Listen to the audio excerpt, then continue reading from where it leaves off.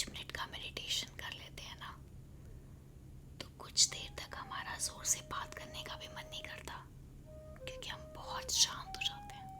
अब मैं लॉजिक पूछती हूँ, शिव जी भगवान थे, सबसे बड़े योगी माने जाते हैं, तो 10 साल की तपस्या के बाद भी इतने गुस्से में आ गए थे। अपने बच्चे को जिंदा करने के लिए हथनी के बच्चे को मार डाला। Share your pain with me, no judgements.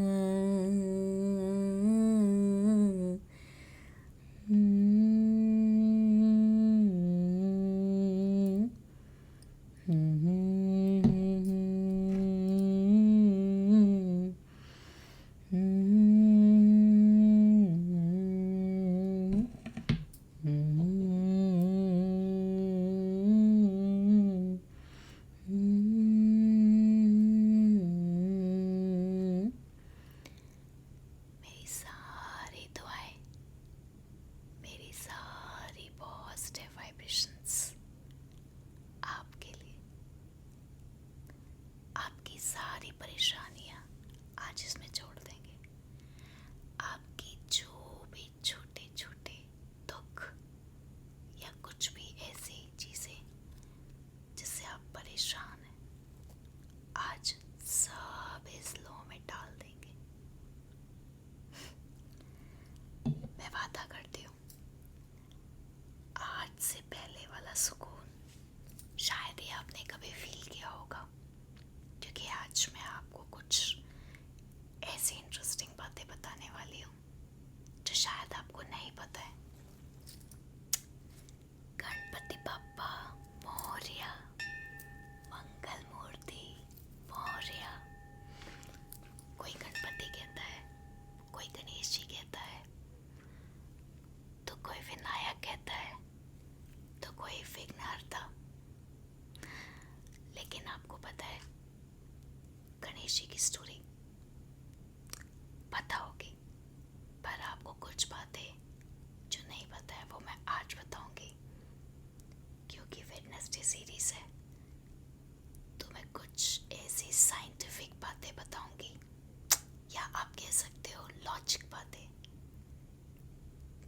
जो आप खुद मानोगे,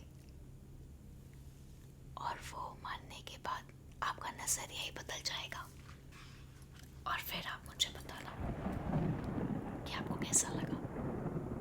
पर ये बात है, आज सोने से पहले एक अलग ही मुस्कान होगी आपके चेहरे पे, और जो पवित्र नींद आएगी आज, मुझे बेसब्री से स्पेशली इस वीडियो के कमेंट्स का वेट रहेगा इस बारी,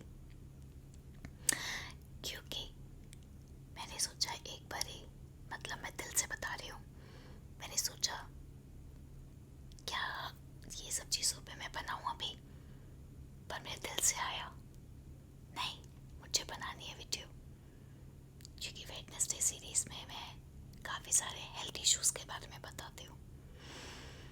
फिर मैंने ये चीज़ महसूस करी कि ये जो टॉपिक है, इससे बहुत ज़्यादा मदद मिलेगी आपको, क्योंकि ये आपका दिमाग, इसके अंदर जो भी छोटी छोटी हलचल होती है ना, जिससे आप परेशान होते हैं, वो रात को साफ करके सोना है, रोज रात को बस।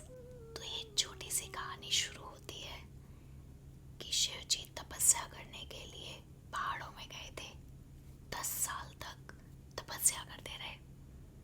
पीछे से पार्वती माता बहुत बेचैन रहती थी, उनका मन नहीं लगता था, तो कहते हैं उन्होंने अपने शरीर की मिट्टी से एक बच्चा बनाया। फिर एक दिन 10 साल के बाद शिव जी घर को वापस आ रहे थे तो पार्वती माता नहाने जा रही थी।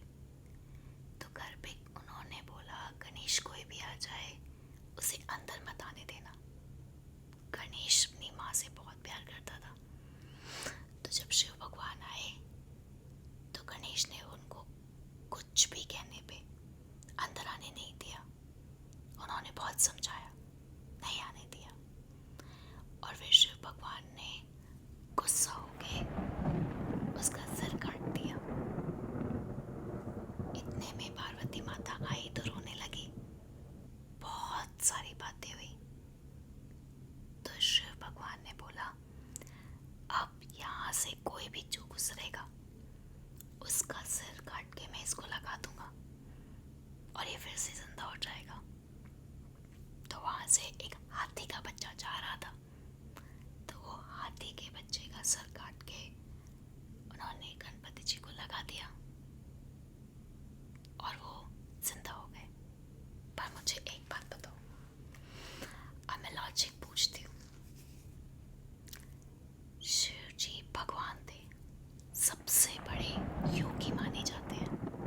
10 साल तपस्या करके आए थे तो उन्हें तो शांत होना चाहिए।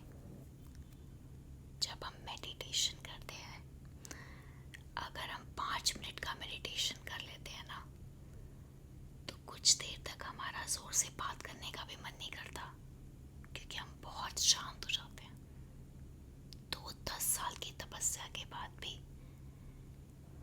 इतने गुस्से में आ गए थे।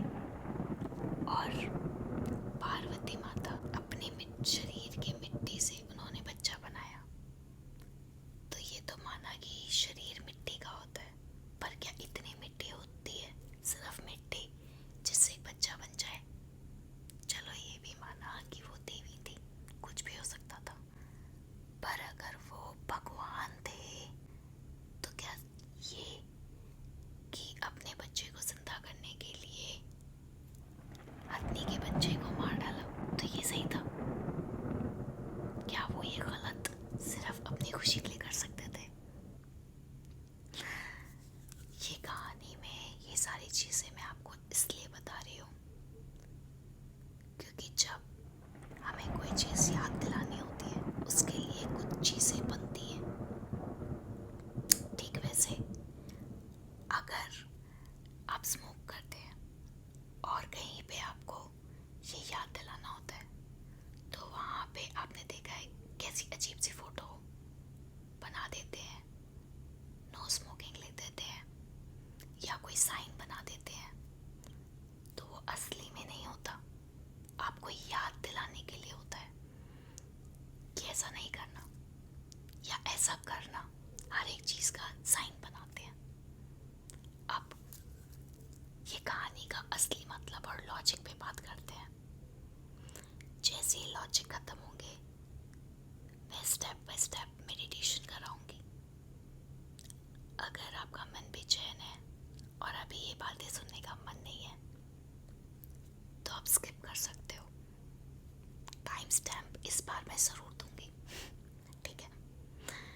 बस थोड़ी सी और है। अब ये सारी चीज़ें अगर गलत लग रही हैं तो अब बात आती है गणेश जी की मूर्ति की। गणेश जी की मूर्ति कैसी होती है? उनका सिर हाथी के बच्चे का होता है ना। तो इसके पीछे का लॉजिक क्या है पता है? सबसे पहली बात, शिव भगवान ने जो सिर काटा वो सिर नहीं काटा।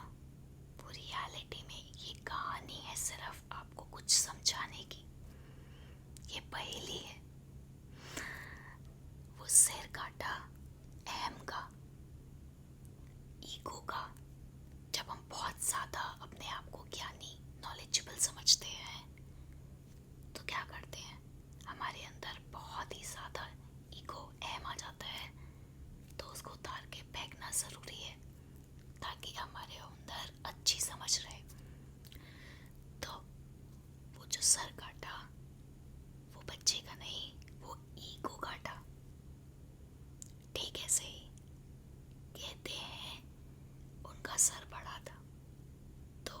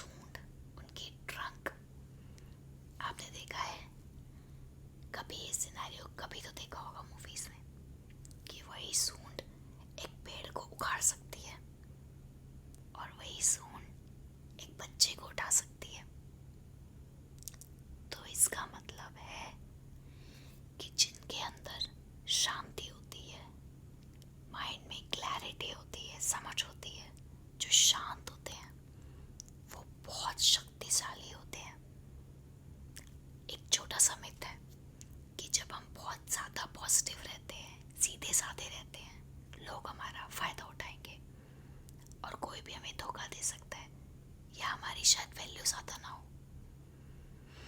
ये सबसे बड़ी गलतफहमी है। ये इस चीज़ का रिसेम्बलेंस है कि आप जितने ज़्यादा शांत होंगे उतने ही ज़्यादा शक्तिशाली भी होंगे। जैसे शिव जी भगवान भोले थे, भोलेनाथ थे, पर सबसे ज़्यादा पावरफुल। तो अब एक दंत दयावंत, दो दांत है, ध्यान से देखना, उनकी फोटो में एक दांत टूटा रहता है। और हमेशा आप खुद बोलते हो ना, एक दंत दयावंत चार भुजाधारी, बोलते हो ना। एक दंत का मतलब क्या है? ड्यूअलिटी, मतलब भेदभाव। हम भेदभाव में बहुत बटे हुए हैं। Male female, religion, Hindu Muslim Christian, seniority, ये मुझसे किसी काम में इतना सीनियर है, इतना जूनियर है। और तो और एज, ये बड़ा है, ये छोटा है। कास्ट, ये इस जात का है, ये उस जात का है। हर चीज़ में बटे हुए हैं। तो भगवान सबसे पहले ये बात बोलते हैं, चाहे भगवान कह लो, चाहे यूनिवर्स कह लो, कोई सी भी ताकत जिस पे आप यकीन करते हो, कि हम सिर्फ एक आत्मा है, सोल, साइंस में बोलो तो एनर्जी, और वो सारी की सारी एनर्जी सेम है। तो यहाँ पे ड्यूअलिटी ख़त्म हो जाती है। तो वो एकदम रिसेम्बल है कि हम सब एक हैं। आपने देखा है उनका पेट कितना मोटा है? कभी सोचा कि जितने भी भगवान हैं उनकी फिजिक हमेशा फिट एंड फाइन है? सिर्फ गणपति जी ऐसे हैं जिनका पेट बाहर निकला है। पता है क्यों? क्योंकि गणपति भगवान माने जाते हैं हमें जिंदगी को सही तरीके से जीने के लिए। हाँ, वो उसी चीज़ का रिसेम्बलेंस है कि कैसे हमें अपनी जिंदगी जीनी है। तो बड़े मोटे पेट का क्या रीज़न है, क्या रिसेम्बल करता है? सुना है, वो तो उसके तो पेट में ना कोई बात ही नहीं बचती। तो इसका रिसेम्बलेंस है, आपको कोई कुछ भी बता रहा है, कोई भी चीज़ें बाहर से सुन रहे हो, अगर आपके अंदर है तो अपने तक ही रखनी है। दूसरों के बारे में कोई गलत बात नहीं करनी, दूसरों की कमियां किसी और को नहीं बतानी। और ये बचाना बहुत मुश्किल है, लेकिन जो बचा लेता है वो ज्ञानी होता है, शांत होता है, और उसके अंदर एक अलग पावर होती है। तो इसीलिए उनका पेट मोटा दिखाया गया है। अब चार भुजाएं यानी कि चार हाथ, कभी किसी भगवान के चार हाथ अगर आप सोचो तो सिर्फ अवतार जब हम बोलते हैं तब हम कुछ ऐसी फोटो देखते हैं, वैसे देखते हैं नहीं ना। तो चार भुजाओं का क्या मतलब है? भुजा मतलब स्ट्रेंथ, स्ट्रॉन्ग क्वालिटीज। पहली भुजा कुल्हाड़ी, वो साइन है इस चीज़ का कि हमारे अंदर जितनी भी नेगेटिव चीज़ें हैं ना, उनको काटना। जी, हमारे अंदर जितना ईगो है या परेशानियां हैं जो नेगेटिव हैं, उनको काट के अपने आप को साफ कर लेना। दूसरे हाथ में है रस्सी, तो इसका मतलब है नियम, डिसिप्लिन। आपने अपने आप को साफ तो कर लिया, पर उसके बाद क्या हो जाओगे आप सुखी जीवन में रहने वाले? नहीं। डिसिप्लिन, संयम और नियम यानी कि पेशेंस एंड डिसिप्लिन बहुत ज़रूरी है। क्या खाना है, हर वक्त हम कुछ ना कुछ देख रहे हो, खाते रहते क्या देखते रहते हैं, बहुत सब कुछ तो देख रहे हैं मीडिया में।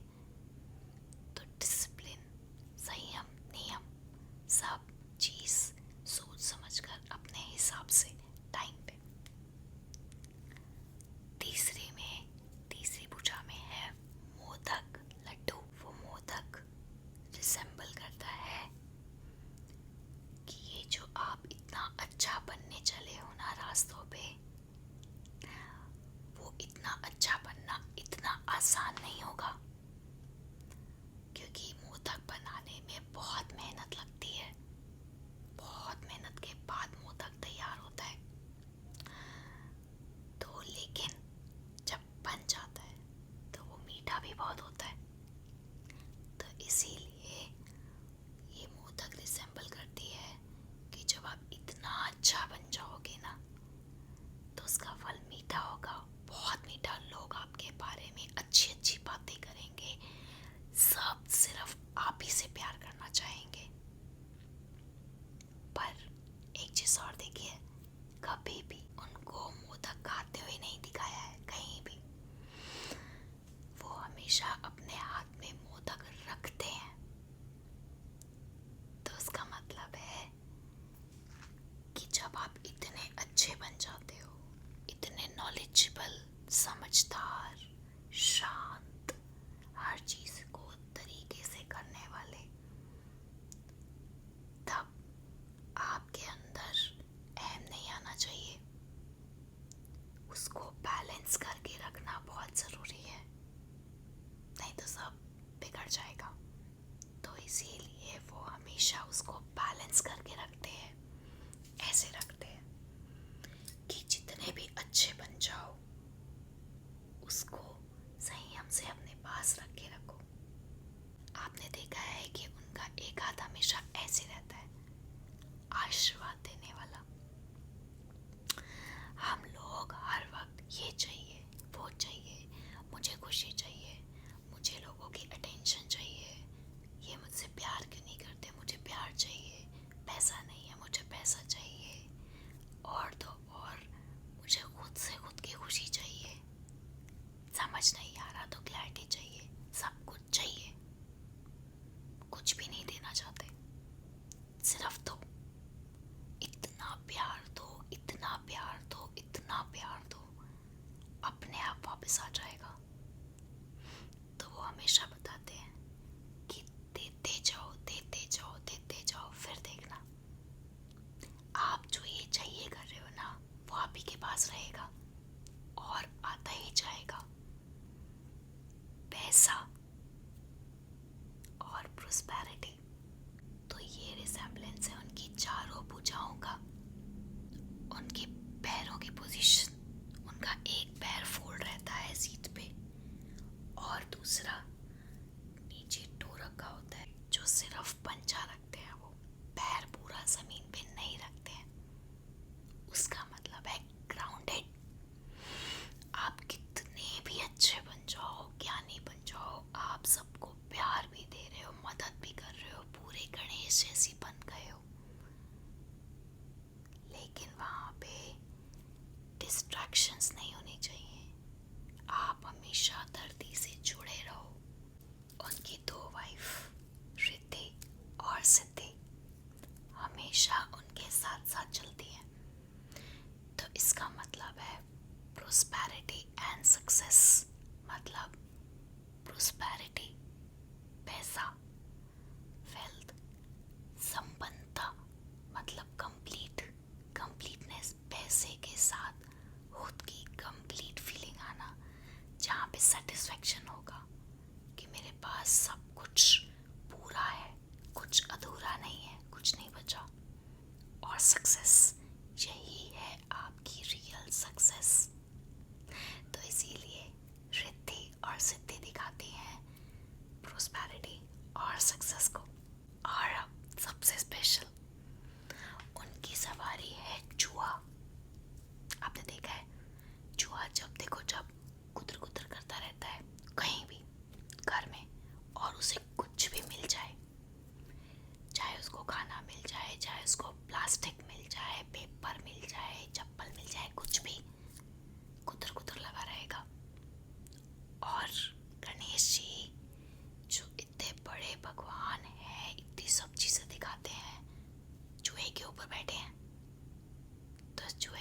रिसेम्बलेंस है। चूहे का मतलब है आपका मन, आपका दिमाग जो 24 घंटे डिस्ट्रैक्शंस में रहता है, इधर उधर भागता रहता है ठीक चूहे की तरह। जो मर्जी आए कंज्यूम कर लेते हैं। अब चाहे खाना पीना रूटीन हो, मीडिया हो, कुछ भी। सबसे बड़ी चीज आपने देखा है, चूहे को घर में घुसने के लिए कभी भी बड़ी जगह की जरूरत नहीं पड़ती।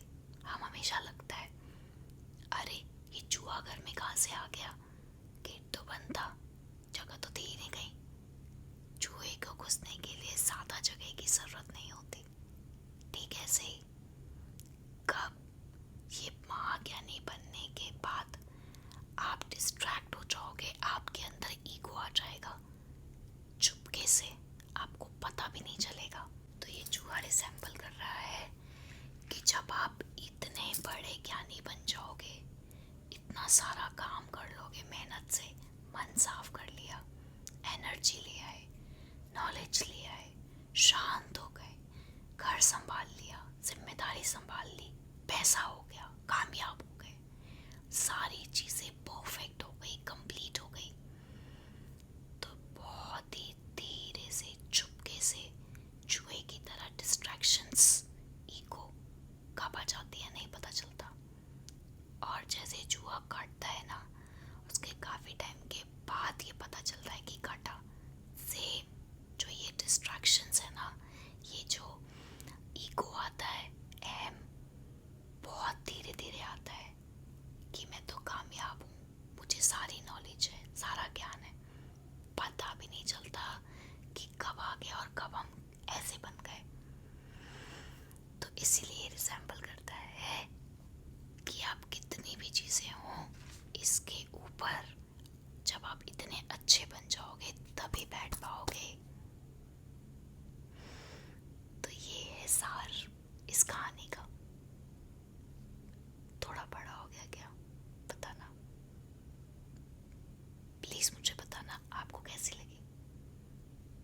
और अब जो मेरा प्रॉमिस है, स्टेप बाय स्टेप आपके लिए नाइट मेडिटेशन। अब आराम से अपने शरीर को ढीला छोड़ दो और बेड पे लेट जाओ।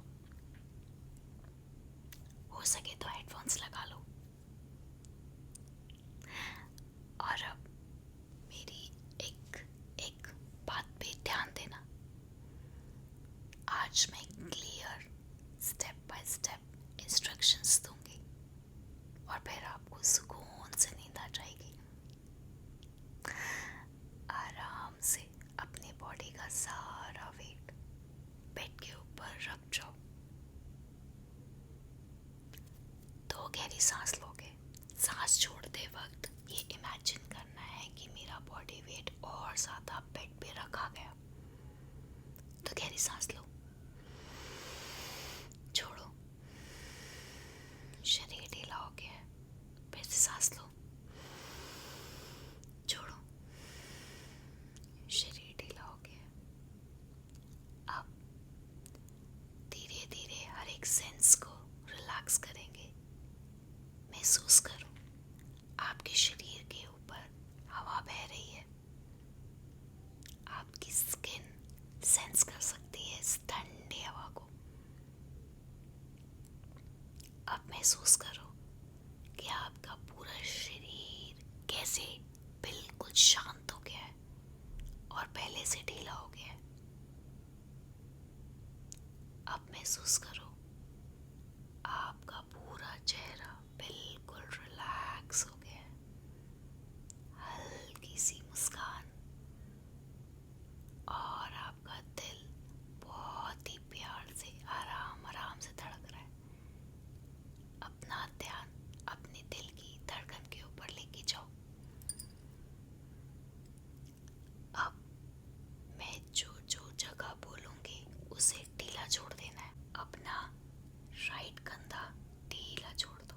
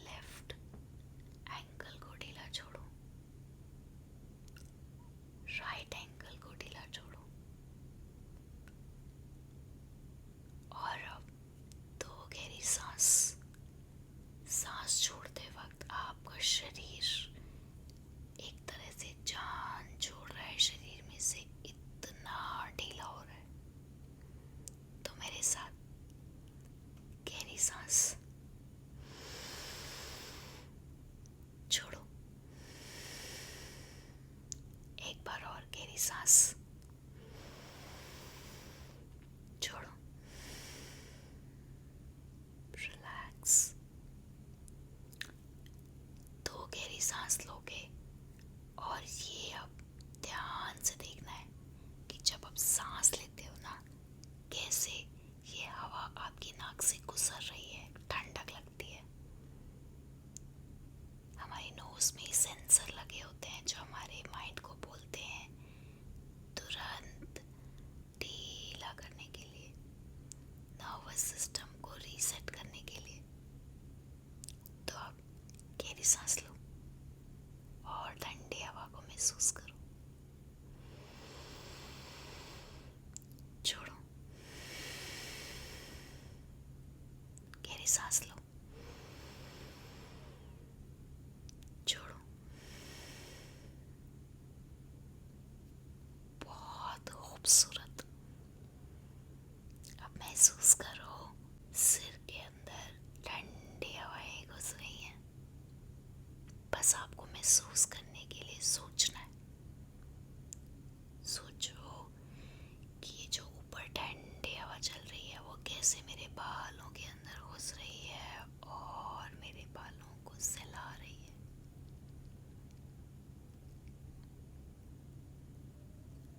और अब मैं बस 5 तक काउंट करने वाली हूँ। मेरे 5 गिनने तक आपको नींद आ जाएगी, पक्का। तो मैं शुरू करूँ? मेरे हर एक काउंट पे आपको एक सांस लेके छोड़नी है। और प्लीज जब तक दूसरा काउंट ना हो तब तक सांस नहीं लेना। हर काउंट पे ही सांस लेना है, ठीक है? तो शुरू कर रहे हैं। 1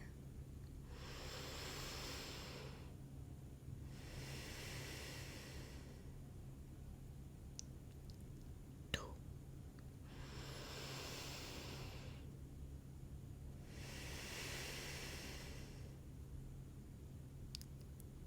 3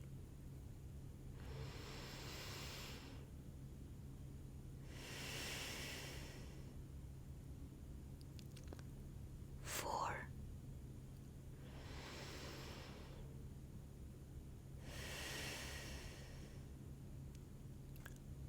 5